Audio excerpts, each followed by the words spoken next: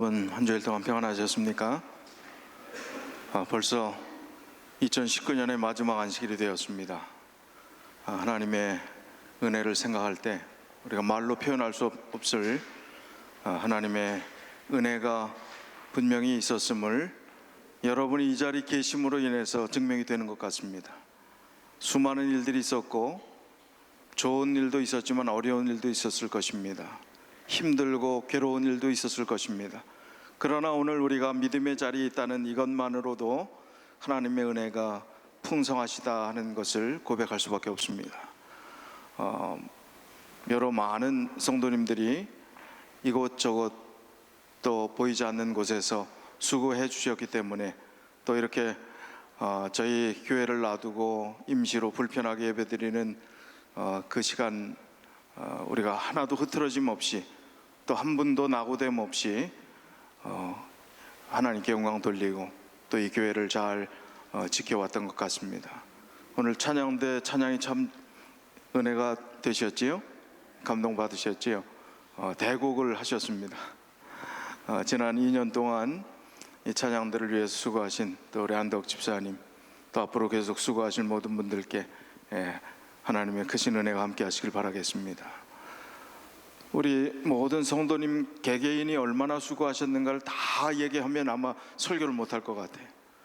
보이지 않는 곳에서 매 안식일 아침에 따뜻한 음료와 또 기침할 때 기침 멈추라고 사탕도 준비하시고 그 무거운 걸 들고 오시면서 수고하셨던 1년 내내 수고하셨던 우리 수옥 집사님, 또 파틀락이 없으니까 오신 손님들 그냥 굶고 가시는 게 아쉬워서 집에 음식을 장만하시고 초대하시고 때로는 찰밥 싸와서 다 손님들 한 덩어리씩 나눠주시고 이래저래 수고하신 많은 분들, 미디어 팀들, 각 부서, 오늘 안교에서 저 수고하신 분들 쭉 얘기하는데 수고 안 한 분들이 없더라고요. 다 수고하셨어요. 우리 모든 분들의 수고, 봉사가 하나님께 간합되는 그런 봉사가 되길 바라고, 또 이 기쁜 마음으로 다시 한번 이 한 해를 정리하는 이 귀중한 시간에 우리가 새로운 결심으로 더 큰 봉사를 하나님께 드리는 은혜로운 결심의 시간들이 되시기를 간절히 바라겠습니다. 오늘 또 원근 각처에서, 한국에서, 캐나다에서 또 저희 교회를 방문하신 손님들 주님의 좋으신 이름으로 환영드립니다. 계시는 동안 하나님의 크신 은혜가 함께 하시기를 간절히 바라겠습니다. 이 마지막 안식일에 하나님의 은혜 참 감사합니다. 감사로 끝날 수 있는데 저는 감사 플러스 도전을 좀 드리고 싶습니다. 오늘 설교 제목이 주보에 보시면, 여기 보시면 같이 한번 읽어볼까요? 시작. 설교 교회 부흥의 지름길, 교회 안에 교인들을 전도하라. 좀 이상하지 않습니까? 다 믿는 사람들인데 교회 안에 있는 교인들을 전도하라니요? 이게 무슨 이야기일까? 굉장히 큰 도전입니다. 이 마지막 안식일에 드리는 도전입니다. 본문의 말씀 고린도후서 13장 5절입니다. 너희가 믿음에 있는가?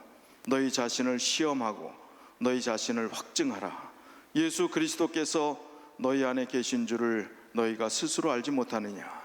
그렇지 않으면 너희가 버리운 자니라. 너희가 믿음에 있는가 스스로 자신을 시험하고 확증하라는 것입니다. 그리고 너희 안에 예수 그리스도께서 계시는 줄 너희가 알지 못하느냐? 그걸 알아야 된다는 것입니다. 알지 못하면 버리운 자가 된다. 예수 그리스도가 내 안에 계심을 분명히 알고 그 믿음을 시험해서 확증하라. 이것이 오늘 본문의 말씀이고 오늘 전체 드리고자 하는 말씀의 방향입니다. 본 헤럴드라고 하는 그 웹사이트에 한 섹션에 바이블 시선, 성경의 눈으로 본다 하는 그런 칼럼들이 올라오는데 그 칼럼 중에 이대희 목사라는 분이 이런 제목으로 이 칼럼을 썼습니다. 그 소제목이 교회 밖 전도보다 급한 교회 안 전도. 교회 밖에 우리는 전도회 하면 교회 밖에 사람들만 데려오려고 그러는데 그보다 더 시급한 것이 교회 안 전도라는 거예요. 교회 안에 이미 들어온 분들을 전도하라는 거예요. 아니 다 믿는데 무슨 전도하라고 그럴까?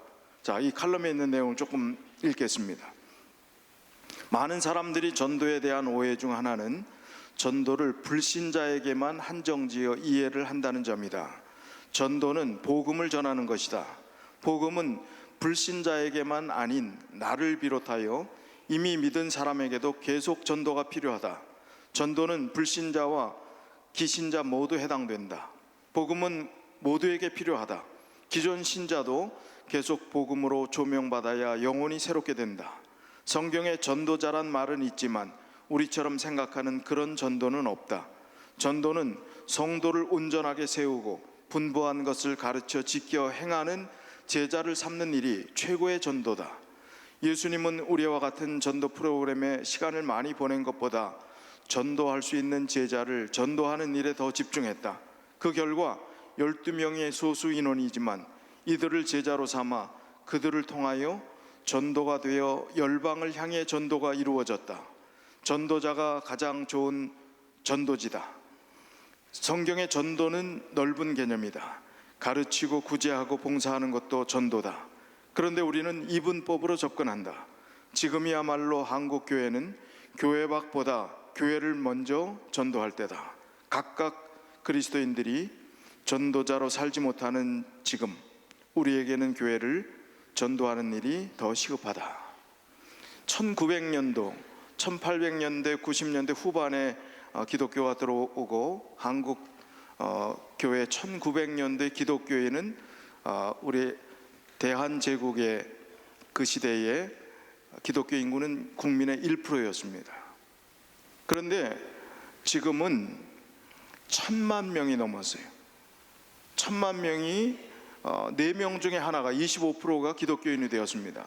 그런데 지금 기독교의 교회 밖 전도도 안 되고 교회 안 전도도 안 돼서 지금은 교인 실제 우리가 뻥튀기 한 숫자 말고 개신교회가 이제 600만에서 700만 정도로 떨어졌다는 거예요. 실제 숫자는 그 정도밖에 안 나는 것입니다. 그리고 이제 500만 정도로 더 떨어질 수 있음을 이야기하면서 이제 위기감을 이야기합니다. 그러면서 왜 기독교가 쇠퇴하는가? 물론 여러 가지 복합적인 이유가 있겠지만 가장 중요한 것은 교회 안에 들어온 성도들이 믿음의 확신을 가지고 정말 하나님께서 주시는 그 부흥을 경험하면서 살아있는 신앙을 살아가야 되는데 그러지 못함으로 인해서 교회의 숫자는 늘은 것 같지만 교회는 영적으로 더 쇠퇴했다 하는 이야기를 하는 것입니다. 그리고 숫자도 점점 더 쇠퇴할 뿐만 아니라 이러다가 한국 교회는 큰일 날 어려운 아주 큰 문제에 봉착하게 될 것이다 하는 우려들을 하는 것입니다. 이런 이야기는 단지 한국에 있는 이야기뿐만이 아닙니다. 오늘날 이민교회인 우리 한국인 교회 내에서도 동일하게 겪을 수밖에 없는, 그리고 그런 흐름으로 가고 있는 그런 동일한 고민이라는 것입니다. 오늘 우리 교회는 어떻습니까? 우리 교회는 조금 다를 수 있을지 모르겠어요. 우리 재림교회 교인들은 더 신실하게 열심히 삶을 통해서 살려고 노력하는 교인들인지 모르겠습니다. 또 하나님 말씀을 철저하게 지키려고 많은 것을 희생하고 또 안식일을 지키기 위해서 많은 것들을 버리면서 이 안식일을 고수하는 많은 분들이 있는지 모르겠습니다.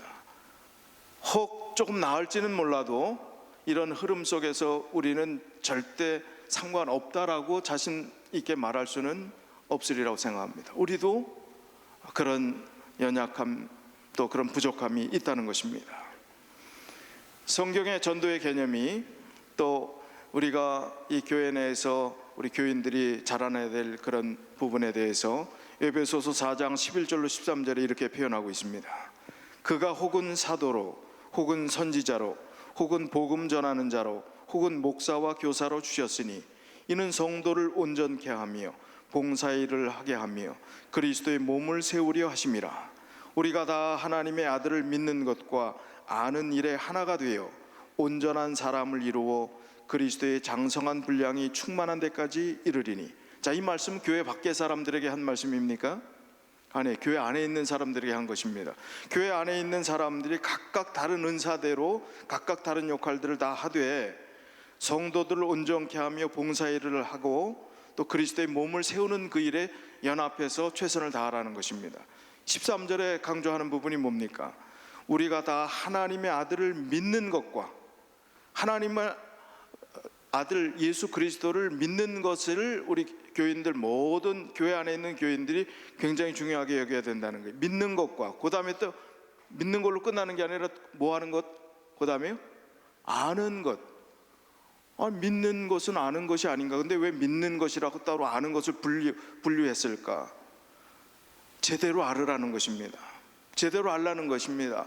예수 그리스도가 어떤 분이신지 내 개인의 인격적인 관계 속에서 만남을 갖는 바로 아는 그 알물 이야기하는 것입니다. 그래서 그 일에 하나가 되어 그 일에 전념하라는 것입니다. 그래서 온전한 사람을 이루어 그리스도의 장성한 분량이 충만한 데까지 이르도록 교회 안을 전도하라는 것입니다. 그러면 그런 예수 그리스도를 믿는 일, 아는 일에 분명한 확신이 우리 안에 있다면, 믿음의 확신이 있다면 우리는 어떻게 될 것인가? 부응할 수밖에 없다는 것입니다. 성장은 사람이 주는 표준이고 좀 자라날 수 있는 것인지 모르지만 부응은 하나님의 용어입니다. 하나님이 주실 수 있는 거예요. 완전한 변화입니다. 진정한 변화입니다. 새로운 도전을 받아들이고 우리가 달라지는 것입니다. 예전의 그 모습이 아니라 하나님께서 주시는 놀라운 부응을 개인적으로 경험하게 된다는 것입니다. 그러면 교회 안에 전도가 되면, 그런 일들이 일어나면 바깥 전도하는 것은 문제일까요? 바깥에 전도하는 것은 전도하라 왜 구도자가 없느냐, 왜 빈자리가 있느냐 할 필요가 있어요? 그럴 필요가 없다는 거예요. 내가 뜨거운 마음을 가지게 되는데, 예레미야와 같은 심령이 되는데 하나님을 사랑하는 그 마음으로 견딜 수가 없는 것입니다. 모든 삶의 전도뿐만 아니라 복음이나 모든 영역에서 자원하는 마음으로 최선을 다할 수밖에 없다는 것입니다. 그래서 교회 안 전도가 필요하다는 거예요. 시급하다는 것입니다. 우리가 제자 되는 일이 아주 급선무라는 것입니다. 그래서 우리가 믿음과 아는 일이라고 하는 것을 다시 다른 용어로 표현하면 믿음과 확신이라는 개념으로 좀 말씀을 드리고 싶습니다.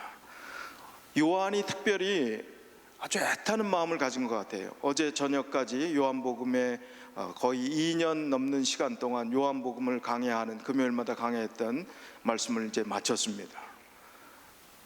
이 요한의 특별히 강조점은요, 지난번에도 말씀드렸지만 다른 복음서에서는 예수님이 말씀하셨을 때 진실로 내게 이르노니, 이렇게 다른 복음서에는 한 번 했는데 요한은 진실로 모든 얘기를 두 번씩 했어요. 진실로 내게 이르노니. 얼마나 정말 사람들이 예수 그리스도를 아는 것, 예수님을 믿는 것, 이 증거는 확실하니, 이런 표현도 하고 알라고 하는 표현들을 얼마나 많이 썼는지요. 아주 애절한 마음으로 제발 좀 하나님을 믿으면 좋겠다, 알면 좋겠다, 확신하면 좋겠다는 그런 심령으로 요한은 글들을 썼습니다. 그렇게 많이 썼어요. 그래서 안다는 표현을 굉장히 많이 썼는데 특별히 요한 1서에 보면 그 안다는 표현이 많이 나옵니다. 요한복음의 전체 사상도 그렇지만요, 요한 1서 5장 6절로 13절에 있는 말씀을 제가 읽겠습니다. 예수께서 그리스도이심을 믿는 자마다 하나님께로서 난 자니 또한 내신 이를 사랑하는 자마다 그에게 난 자를 사랑하느니라. 우리가 하나님을 사랑하고 그의 계명들을 지킬 때에 이로써 우리가 하나님의 자녀 사랑하는 줄을 아느니라. 하나님을 사랑하는 것이 이것이니 우리가 그의 계명들을 지키는 것이라. 그의 계명들은 무거운 것이 아니로다. 대저 하나님께로서 난 자마다 세상을 이기느니라. 세상을 이긴 이김은 이것이니 우리의 믿음이니라. 예수께서 하나님의 아들이심을 믿는 자가 아니면 세상을 이기는 자가 누구니요? 이는 물과 피로 임하신 자니 곧 예수 그리스도시라. 물로만 아니요 물과 피로 임하셨고 증거하는 이는 성령이시니 성령은 진리니라. 증거하는 이가 셋이니 성령과 물과 피라. 또한 이 셋이 합하여 하나이니라. 만일 우리가 사람들의 증거를 받을진대 하나님의 증거는 더욱 크도다. 하나님의 증거는 이것이니 그 아들에 관하여 증거하신 것이라. 하나님의 아들을 믿는 자는 자기 안에 증거가 있고 하나님을 믿지 아니하는 자는 하나님을 거짓말하는 자로 만드나니 이는 하나님께서 그 아들에 관하여 증거하신 증거를 믿지 아니하였음이니라. 또 증거는 이것이니 하나님이 우리에게 영생을 주신 것과 이 생명이 그 아들 안에 있는 그것이니라. 아들이 있는 자에게는 생명이 있고 하나님의 아들이 없는 자에게는 생명이 없느니라. 내가 하나님의 아들의 이름을 믿는 너희에게 이것을 쓴 것은 너희로 하여금 너희에게 영생이 있음을 알게 하려 함이라. 자, 요한 1서를 쓴 목적을 지금 13절에 이야기했습니다. 내가 하나님의 아들의 이름을 믿는 너희에게 이것을 쓴 것은, 하나님의 아들을 믿는 너희에게 그랬어요. 믿는 사람에게 한 얘기입니다. 밖에 하나님 알지 못하는 사람에게 한 얘기가 아니에요. 하나님 믿는 너희에게 이것을 쓴 이유는 뭐라고요? 너희로 하여금 너희에게 영생이 있음을 알게 하려 함이라. 믿는데 영생이 있는 것을 잘 모른다 이겁니다. 믿기는 하는데 뭘 믿는지 모르겠다는 거예요. 겨자씨만한 믿음도 있다는 겁니다. 그러나 중요한 것은 어떤 믿음을 갖길 원한다고요? 너희에게 영생이 있음을 좀 알면 좋겠다, 이게 얼마나 귀한 건지 깨달았으면 좋겠다 하는 심령으로 요한은 요한일서에 있는 이 말씀을 그렇게 결론 짓고 있습니다. 그래서 안다라는 단어가 요한일서에 계속 반복해서 나옵니다. 우리가 알거니와 너희가 알다시피 너희가 하나님을 안다 하면서 우리가 아는 것은, 이렇게 안다라는 단어가 반복된다는 것은 우리가 아는 바를 정말 아는가라고 되묻는 것입니다. 오히려 반어법입니다. 정말 아는가? 알면 좋겠다, 제발 좀 알아라 하는 얘기입니다. 그런 질문을 던지는 것입니다. 그래서 요한일서 5장 13절에 지금 말씀드린 대로 요한일서를 기록한 목적이 너희에게 영생이 있음을, 믿는 너희에게 영생이 있음을 꼭 알면 좋겠다는 것입니다. 예수님을 믿으면서도 우리 안에 영원한 생명이 있다는 것을 모르고 살아가는 성도가 있을 수 있다는 것입니다.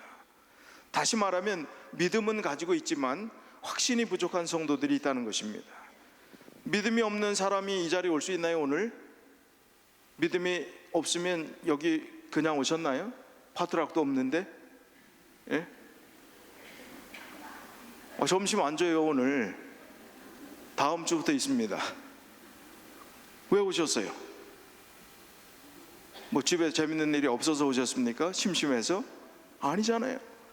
믿음이 없이는 우리의 삶의 모든 것들 뒤로 하고 이 자리에 오실 수 없어요. 여러분 다 믿음 있는 분들입니다. 믿음의 분량은 차이가 있을 수 있어도 다 믿음 있는 분들이에요. 자, 그런데 믿음으로만 안 되는 것입니까?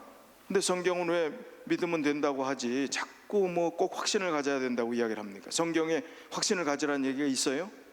있어요. 디모데후서 3장 14절, 너는 배우고 뭐한 일에? 확신한 일에 거하라. 데살로니가전서 1장 5절도 복음이 말로만 너에게 이른 것이 아니라 오직 능력과 성령과 큰 확신으로 된 것이니라. 믿으면 되는 것 같은데 그게 아니라 확신. 알아라, 제대로 알아라. 확신하라는 것입니다. 자, 근데 믿음으로는 안 되는 것이 아닙니다. 연약한 믿음이라도 하나님께서는 그걸 귀하게 여기십니다. 그러나 확신을 가졌을 때는 너희 안에 얼마나 엄청난 일들이 벌어질지, 그리고 너희가 하나님의 놀라운 부흥을 어떻게 체험할지, 그것을 왜 알지 못하고 그것을 왜 누리지 못하고 사느냐 하는 것이 확신의 차원이라는 것입니다. 청교도적인 복음주의 신학자인 존 찰스 라일 목사님, 이분은 1800년대 초반에서 1816년인가요? 그때 출생해서 1900년도에 돌아가셨으니까 이 빅토리아 여왕 시대입니다. 그 빅토리아 여왕 시대에 쌍두마차의 영감적인 설교자가 두 명 있었는데, 하나는 찰스 스펄전이고 또 그 중에 한 분이 바로 이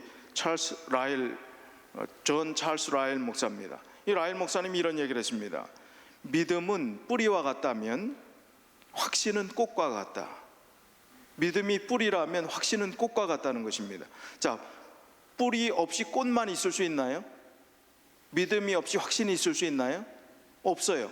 그러나 확신은 없어도, 꽃은 없어도 뿌리만 있는 것은 있을 수 있나요? 생명력을 유지할 수 있나요? 꽃이 없어도 유지할 수 있습니다. 그러니까 믿음이 중요한데 확신이 없다고 그게 구원받지 못하고 겨자씨만한 믿음이 있다 할지라도 그것은 하나님께서 우리를 받아주신다는 거예요. 연약함도 받아주신다는 거예요. 그 부족한 믿음도 받아주신다는 것입니다. 그러나 꽃을 핀다는 것, 열매를 맺는다는 것, 우리 삶에 그것이 있다면 얼마나 더 놀라운 축복이 될까 하는 말씀을 하는 것입니다. 믿음이 없이는 확신에 이르지 못하지만 확신이 없는 믿음은 때때로 존재할 수 있다는 거예요. 연약한 믿음이 있을 수 있다는 것입니다. 자, 성경에 있는 말씀을 보면요, 의롭다 하는 표현, 의인이라고 하는 표현은 처음에 노아에게, 창세기 6장에게 노아는 의인이라, 당대의 의인이다 하는 그 표현이 나옵니다. 근데 왜 의롭다 하는 얘기는 안 나와요. 그냥 의인이다 이렇게 나와요.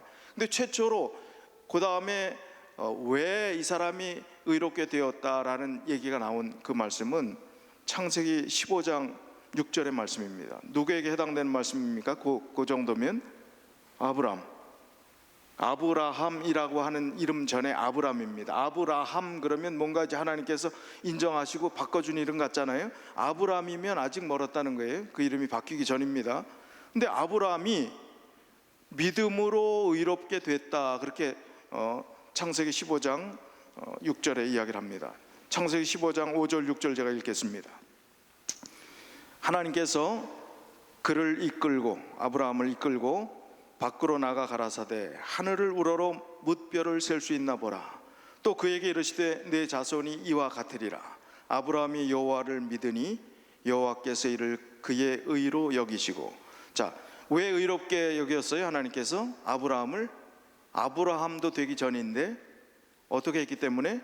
아브라함이 여호와를 믿으니 여호와께서 그를 의로 여기셨다.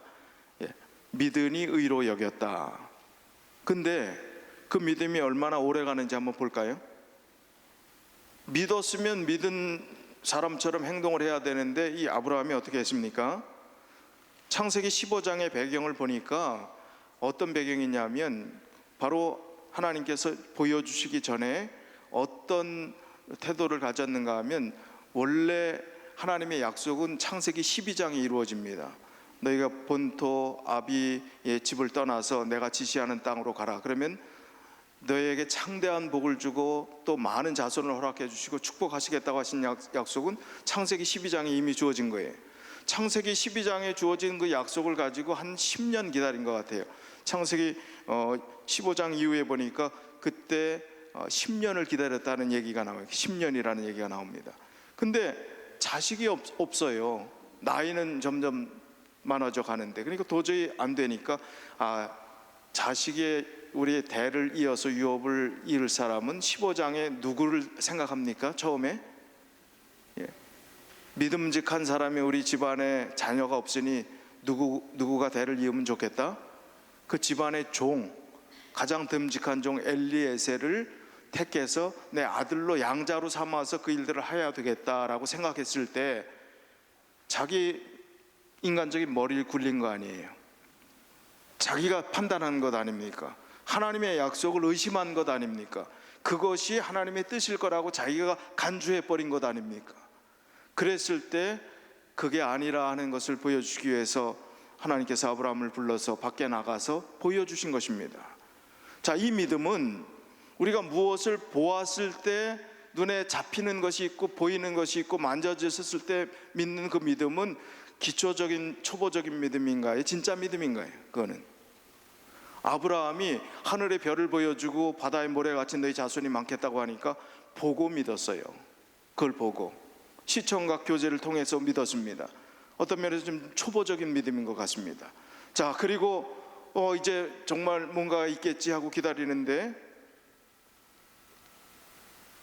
아무 소식이 없는 겁니다. 자, 그러니까 이 초보적인 믿음을 가진, 연약한 믿음을 가진 이 아브라함과 사레였지요. 사라가 되기 전에 실망하고 또다시 머리를 씁니다. 그 머리를 쓰는 게 뭐예요? 창세기 16장의 사건입니다. 창세기 16장 1절로 4절. 아브라함의 아내 사레는 생산치 못하였고 그에게 한 여종이 있으니 애굽 사람이요 이름은 하갈이라. 사레가 아브라함에게 이르되 여호와께서 나의 생산을 허락지 아니하셨으니 원컨대 나의 여종과 동침하라. 내가 혹 그로 말미암아 자녀를 얻을까 하노라 하매 아브라함이 사레의 말을 들으니라. 아브라함의 아내 사레가 그 여종 애굽 사람 하갈을 가져 그 그 남편 아브라함에게 첩으로 준 때는 아브라함이 가나안 땅에 거한 지 10년 후이었더라. 아브라함이 하갈과 동침하였더니 하갈이 잉태함에 그가 자기의 잉태를 깨닫고 그 여주인을 멸시한지라. 어려움을 자초한 것입니다. 그런데 사례가 이 하와랑 좀 닮은 것 같아요. 범죄한 사람들의 공통점은 자꾸 그 잘못을 누구에 미루는 것 같아요. 사례가 자기가 생산 못하는 것은 하나님이 허락지 않았다고 자기가 그렇게 아주 단정해버려요. 하나님이 나의 생산을 허락지 아니하였으니 이건 내가 몸종을 통해서 씨바지를 통해서 우리 한국 조선시대로 말하면 후사를 얻겠다는 것입니다. 이건 하나님께서 받아들일 만한 일이고 하나님이 당연히 이것은 그걸 귀하게 여겨주실 거라고 생각했습니다. 그리고 애굽 사람, 유대 사람, 이스라엘 사람도 아닌 애굽 사람, 그 이스라엘 당시에 그게 있을 법한 얘기입니까? 믿음의 사람 아브라함의 가정에서 애굽 사람이라고 하는 이방인을 그의 어떤 첩으로 준다는 얘기 있을 수 있는 얘기입니까? 그게 하나님의 뜻이라고 할 수 있겠습니까? 그런 것이 아니잖아요. 그럴 수가 없잖아요. 결국 그 하갈이 이제 안방 마님을 쫓아내려고 하는, 멸시하는 그런 단계까지 이르게 됩니다. 넘어집니다. 실패합니다. 그런데 이미 아브라함은 언제, 창세기 15장에 이런 사건이 있기 전에 아브라함을, 하나님을 믿으니 그를 뭐라고요? 의롭다고, 의인이라고 해서 이렇게 연약한 사람을 또 넘어졌는데, 그 뒤에 사건이 또 안 나옵니까? 또 연약한 넘어짐이 안 나옵니까? 아브라함이 연약한 얘기가 또 나오잖아요. 그 실수한 얘기들이 또 나오잖아요. 드디어 창세기 21장에 가서 하나님의 약속이 성취됩니다. 창세기 21장 2절 3절, 이제 이름이 창세기 17장에서 아브라함으로 바뀌고 사라로 바뀌잖아요. 사라가 잉태하고 하나님의 말씀하신 기한에 미쳐 늙은 아브라함에게 아들을 낳으니, 아브라함이 그 낳은 아들 곧 사라가 자기에게 낳은 아들을 이름하여 이삭이라 하였고. 자, 가만히 보면 아브라함으로 이름을 바뀌어졌으면 정말 이제 실수도 안 하고 연약하지 않고 점점 더 믿음이 강성해지고 잘할 것 같은데, 아브라함으로 이름이 바뀐 다음에 또 연약한 사건이 나옵니까? 애굽으로 내려가지요. 바로 왕한테 자기 아내를 누구라고 속여요? 누이라고 속이고 자기 혼자 살려고 애썼던 그런 연약한 실수가 아브라함이라는 이름으로 바뀐 이후에 그런 사건이 이루어집니다. 그런데 아브라함 때 연약했을 때 이미 주님은 그 연약한 믿음을 받아주시고 뭐라고 그랬어요? 의롭다, 의로운 사람이다, 그렇게 이야기하는 것입니다. 오늘 우리가 희망이 있는 것은 아브라함이 돼갖고 아브라함이 완벽한 삶을 살고 실수하지 않는 삶을 살고 연약한 삶을 살지 않고 정말 하나님께 부끄러움 없는 그런 완벽한 삶을 살았다라면 우리는 아브라함을 통해서 희망을 가질 수가 없어요. 나 같은 사람이 어떻게 희망을 가질 수 있을까? 나같이 실패한 사람이 어떻게 용기를 가질 수 있을까? 내가 어떻게 일어날 수 있을까 할지 모르겠어요. 그러나 이 아브라함 때에 그 연약했던, 그 앞으로 더 많은 실수들을 저지를 이 아브라함을 향해서 주님은 그를 의롭다고 하시고 그 믿음을 받아주신 거예요. 연약한 믿음도 받아주신다는 것입니다. 그런데 아브라함이 달라졌습니다. 22장으로 가니까 이삭을 낳았고, 이삭이 이제 자라나서 어느 정도 이제 청년쯤, 티네이저의 왕성한 청년이 됐던 그 나이에 22장에 가면 하나님께서 청천벽력과 같은 명령을 내리십니다. 그 귀한 아들을 어떻게 하라고요? 모리아 산으로 가서 제물을 대신해서 네 아들을 바치라는 것입니다. 결과적으로 우리가 아는 대로, 성경에 기록된 대로 아브라함은 흔들리지 않는 믿음으로, 확고한, 아주 견고한 믿음으로 이삭을 바칩니다. 근데 하나님께서 그때 하늘의 별을 봐라, 모래를 봐라, 보여주셨나요? 그 명령하셨을 때 어떤 예고를 해주셔서 사인을 주셨습니까? 약간 좀 언지를 해주셨습니까? 야, 그렇게 하면 내가 다 봐줄게, 나중에 스탑 소리가 나올 거야, 그런 얘기가 있었나요? 아니에요. 아무것도 보이지 않았습니다. 아무 소리도 들리지 않았습니다. 하나님의 명령만, 그 명령조차 이해할 수 없는, 판단할 수 없는, 어떻게 사람을 인신제물로 드리라고 하는 의심만 할 수밖에 없는 그 명령밖에 없었어요. 그러나 아무것도 보이지 않았지만 아브라함은 그것을 확신하고 견고한 믿음으로 나갔어요. 아브라함이 가졌던 것은 연약할 때 이미 믿음을 가졌다는 거예요. 아브라함 때, 창세기 15장 때.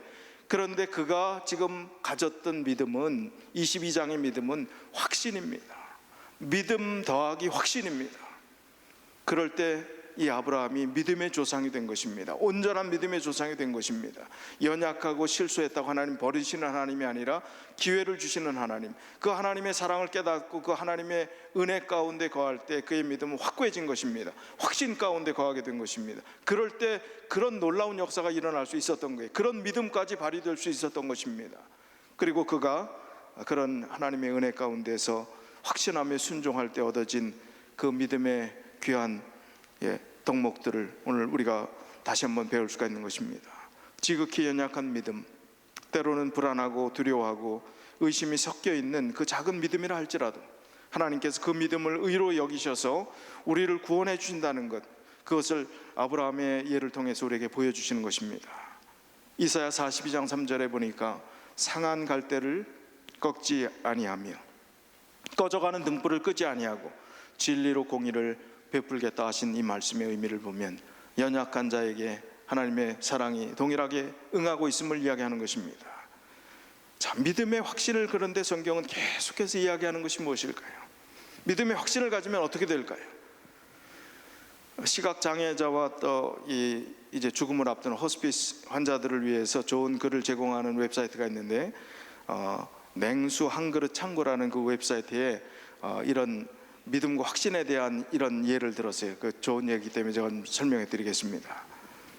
믿음이란 많은 군중들 틈에 끼어서 몰래 예수님의 옷자락을 슬그머니 잡았던 여인과 같다면, 확신이란 자신을 대적하고 돌로 치려는 살인자들 앞에서 하늘이 열리고 보라 예수님이 하나님 우편에 서 계신 것을 보았던 스데반과 같습니다.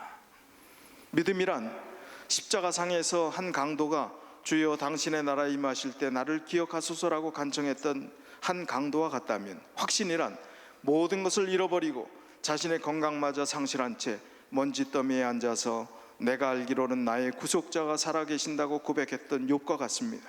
믿음이란 베드로가 물에 빠져 주여 나를 구원해 주소서라고 간청했던 그런 모습과 같다면, 확신이란 그 베드로가 후에 성령을 받고서 공회와 수많은 사람 앞에서 담대하게 다른 이로서는 구원을 얻을 수 없나니 천하에 구원 얻을 만한 다른 이름을 주신 이름이 없다라고 그렇게 담대하게 선언한 것과 같습니다. 믿음이란 다메섹 도상을 가던 사울이 부활하신 주님을 강한 빛으로 만나 눈이 멀어 어느 집에서 슬픔과 충격 속에서 하던 모습과 같다면, 확신이란 그가 노년에 자신의 무덤을 생각하면서 감옥 속에서 나의 달려갈 길을 다 마치고 나의 선한 싸움을 싸웠으니 나를 위하여 의의 멸관이 예비되어 있다라고 고백한 것이 바로 확신입니다.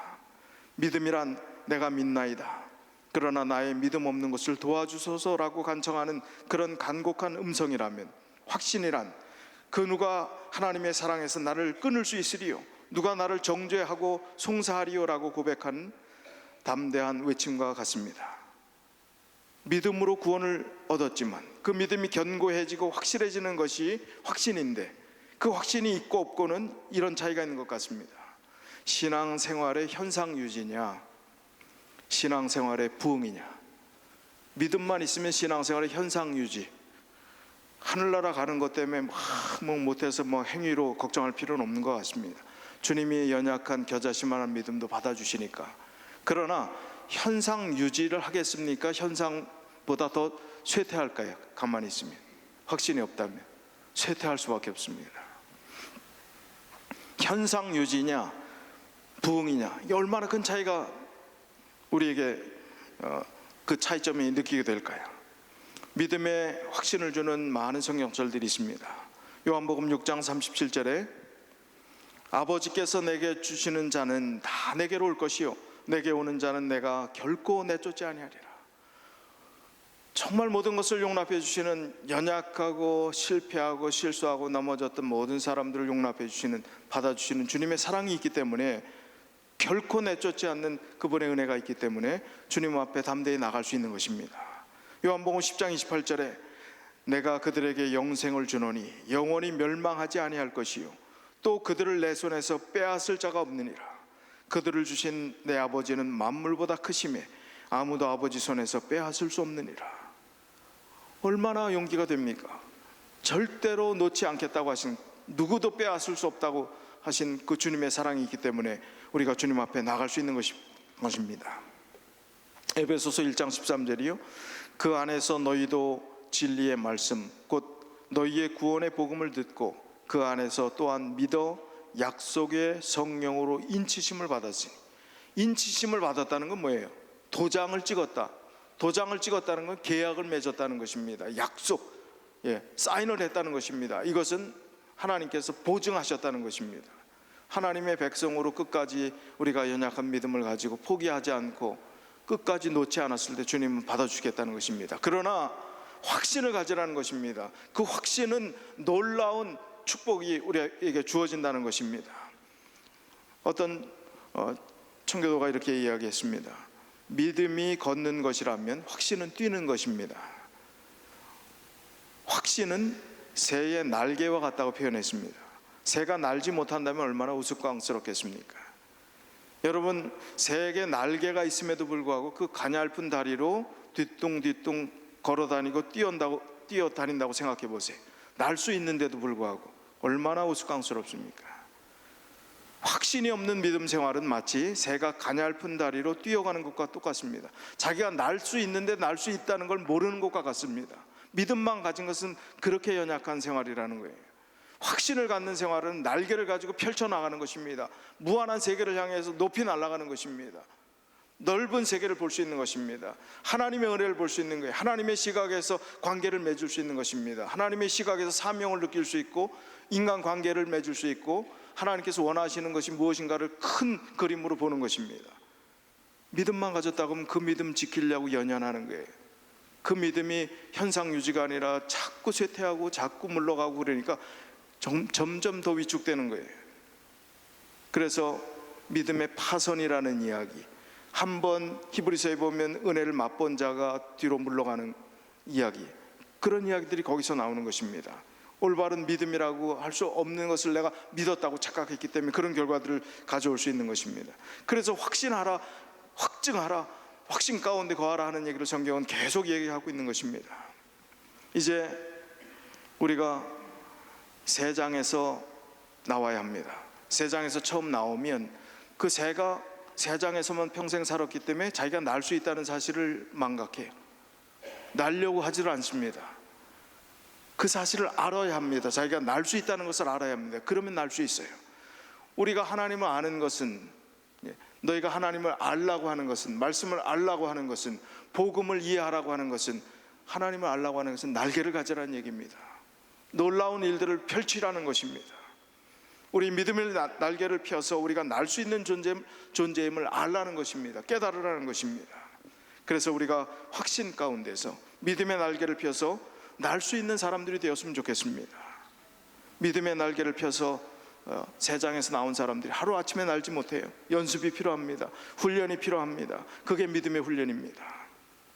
베드로후서 1장 10절에 그러므로 형제들아 더욱 힘써 너희 부르심과 택하심을 굳게 하라. 너희가 이것을 행한즉 언제든지 실족하지 아니하리라. 힘써 너희 부르심과 택하심을 굳세게 하라. 확신하고 견고하게 만들라는 것입니다. 그러면 실족하지 않겠다고요. 히브리서 6장 11절 12절에도요 우리가 간절히 원하는 것은 너희 각 사람이 동일한 부지런함을 나타내어 끝까지 소망의 풍성함에 이르러 게으르지 아니하고 믿음과 오래 참음으로 말미암아 약속들을 기업으로 받는 자들은 본받는 자 되게 하려는 것이니라. 자, 너희 각 사람이 어떻게 하라고? 동일한 부지런함을 나타내서 끝까지 소망의 풍성함을 붙잡으라는 것입니다. 우리 그리스도인들이 해야 될 것들이 무엇이 있겠습니까? 열심을 내는 것, 최선을 다하는 거예요. 자, 이제 우리가 1월 3일 돌아오는 금요일 날 이제 새교회로 갑니다. 새교회 가면 금요일 저녁 예배도 좀 열심히 나오시면 좋겠습니다. 밤에 운전해서 사고 나실 것 같은 분은 집에서 예배 드리십시오. 제발 오지 마십시오. 사고 나면 큰일 나니까. 그러나 그렇지 않은 분들은 오시면 좋겠습니다. 그리고 우리의 마음을 합쳐서 하나님을 찬양하고 또 하나님께 주신 은혜를 같이 나눴으면 좋겠습니다. 끝까지 너희 각 사람이 동일한 부지런함을 나타내어 끝까지 소망의 풍성함에 이르라. 게으르지 아니하고 믿음과 오래 참음으로 하나님 앞에 본받는 자들이 되라 하는 이 말씀의 의미를 지켜 순종하면 좋겠습니다. 교회 정원 8권 12쪽에 있는 말씀을 드리고 말씀을 맺을까 합니다. 나의 형제들이여, 그대들 피차간을 또한 하나님께로부터 그대들을 분리시킬 것은 아무것도 들어오도록 허용하지 말라. 의견의 차이에 관하여 이야기하지 말고 예수님 안에 있는 그대로의 진리의 사랑 안에서 연합하라. 하나님 앞으로 나가라. 그리고 그대들이 악을 대항하는 싸움에서 도움을 받아야 할 이유로서 구주께서 흘린 보혈을 간구하라. 그대는 헛되이 간구하지 않을 것이다. 그대들이 진심에서 우러난 뉘우침과 완전한 믿음의 확신을 가지고 하나님께로 가까이 나아갈 때 그대들을 멸망시키고자 하는 원수는 정복당할 것이다. 우리의 진심으로 우러난 뉘우침, 회개와 완전한 믿음의 확신을 가지고 하나님께로 나갈 때 우리를 시험 가운데 두고 넘어뜨리려고 하고 멸망시키려고 하는 사단의 모든 세력들은 정복당하게 될 것이다. 그래서 우리가 이길 수 있다는 것입니다. 하나님이 이기게 하시겠다는 것입니다. 이 2019년이 이제 저무는 이 마지막 안식일에 여러분들께 도전을 드립니다. 교회 안을 전도하십시오. 복음으로 환하게 하십시오. 그러면 놀라운 역사가 일어납니다. 부흥의 역사가 시작될 것입니다. 우리 모두가 정말 하나님의 복음으로 충만해져서 하나님의 놀라운 은혜를 맛보는, 그리고 부흥의 놀라운 축복을 체험하는 2019년 한 해가 되시기를 바라면서 말씀을 드리겠습니다.